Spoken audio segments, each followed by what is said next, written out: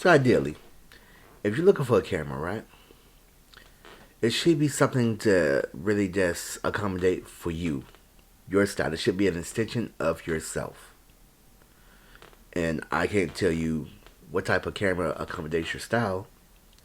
However, I can present options. So here we have the Z52. The Z52 is an APS-C size sensor.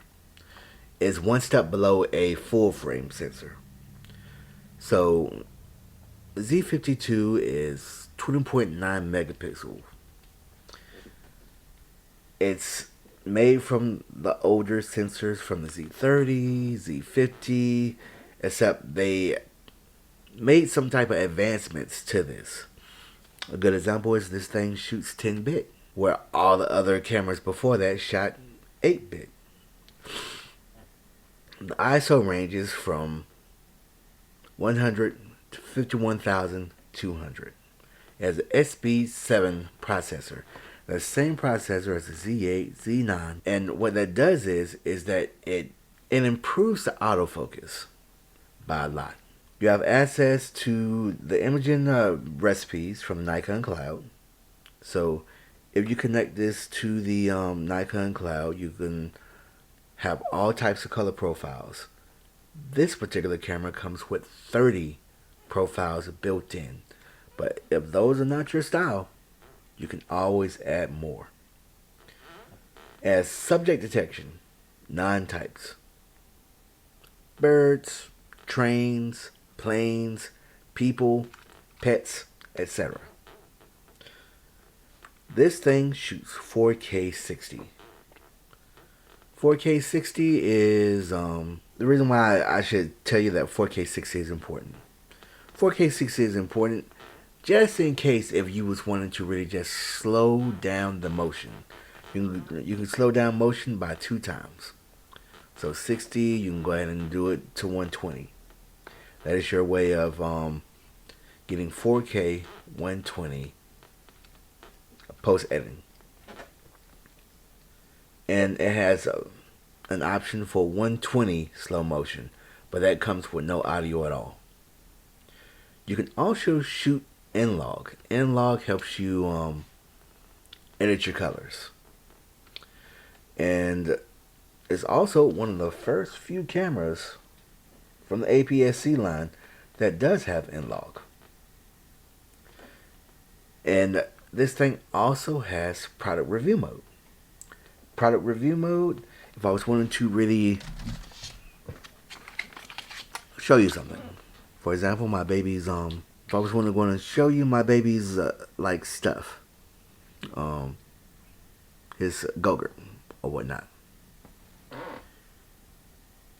Usually with a mirrorless camera, you gotta hide your eyes and then show the product.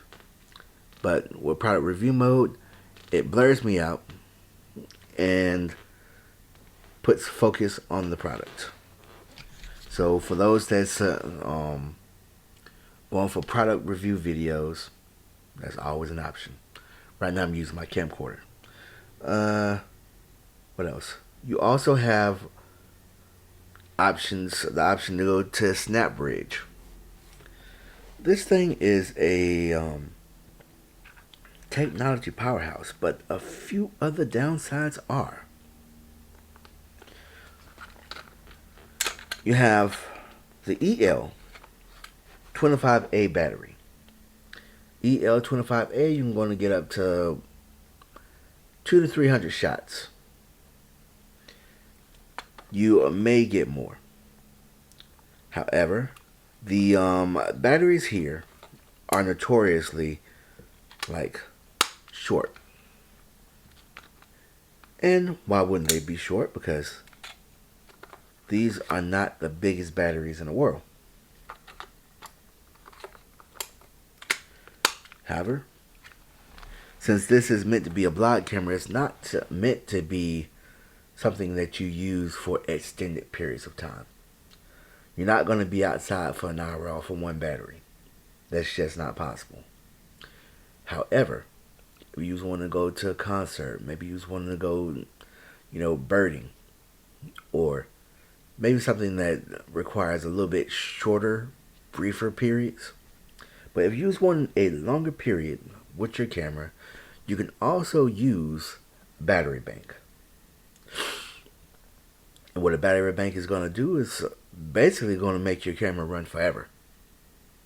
So long as you have memory on your SD card, you'll be able to record. Unless these things burn out. But from what I heard, these things don't burn out. And I haven't had any type of experience with burnout myself. What else? One of my favorite things about these things is, yes, it does run off of USB-C.